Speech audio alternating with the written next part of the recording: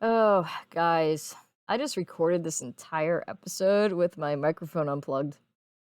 Let's try that again. I have a confession to make. I barely did any work on Outsiders last month. As a parent, homemaker, and small business owner, December was kind of a crazy time for me. I just didn't have the creative energy. There was gift shopping and wrapping, custom orders, house cleaning, more cooking than I usually do, cold weather preparations. And on top of that, I'm trying to get a handful of YouTube channels off the ground. On the bright side, this one seems to be growing pretty well, so thank you for that.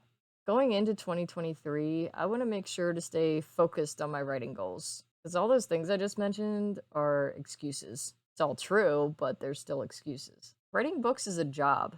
I have to treat it like a job. If I don't show up for work, it doesn't get done. So, in this video, I'm going to try to motivate myself and maybe you too by sharing some of the ways I found to get out of a procrastination rut. First, it's important to figure out why you're procrastinating because how you deal with it will depend on the root cause.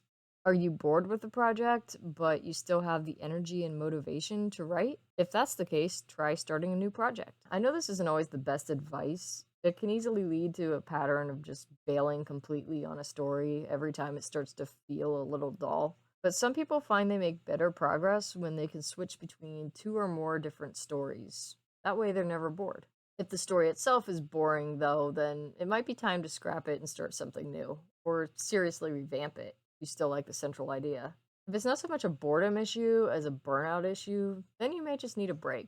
Give yourself time away from writing to relax and rejuvenate. I'd suggest putting a definite end date on it, though. For example, 1 week. For 1 week, you won't touch the project or worry about it at all, but when it's over, you'll return to it no matter what.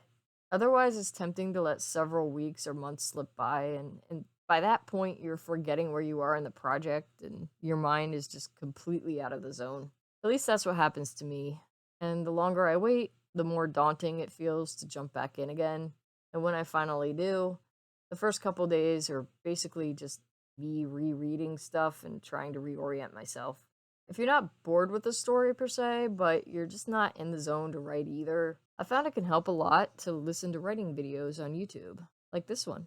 Sometimes listening to someone else talk excitedly about writing can spark the same feeling in ourselves. Another thing this can help with is if you want to write, but you've run into a problem that you don't know how to solve. For example, your dialogue just isn't coming out right, or you're having trouble writing a realistic fight scene, or you just aren't sure how and where to start and end your chapters. This is all totally me. Listening to advice from other writers about these specific topics might just give you the breakthrough you need. And my last piece of advice, if you haven't already, establish a writing routine for yourself that will program your brain to get in the zone.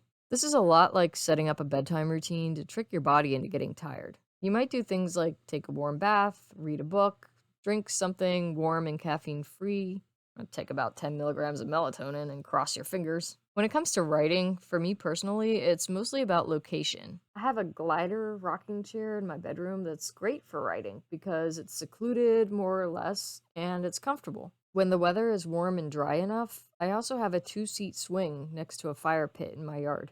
These are my usual writing spots. Hazelnut decaf coffee is another part of my routine. And I can't believe I'm sharing this, but I've also been known to use a hair dryer just for the warmth, wind, and white noise it provides. I can't explain why, but it helps me detach from the world and just gets my imagination running. Weird, right? So, location, ambiance, your beverage of choice, these things can help you set the mood for writing.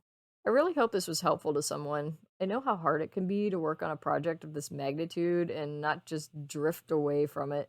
Writing a book is a huge undertaking, and I really respect anyone who's able to do it. Well, that's all for this episode. If you'd like to help me out, please like, subscribe, and leave a comment. Another way you can help is to check out my Etsy store for fun and unique items. Just follow the link in the description below. And if you're a Christian artist, writer, or other creative type of person, please consider joining my Facebook community called All Christian Artists and Writers. Shalom!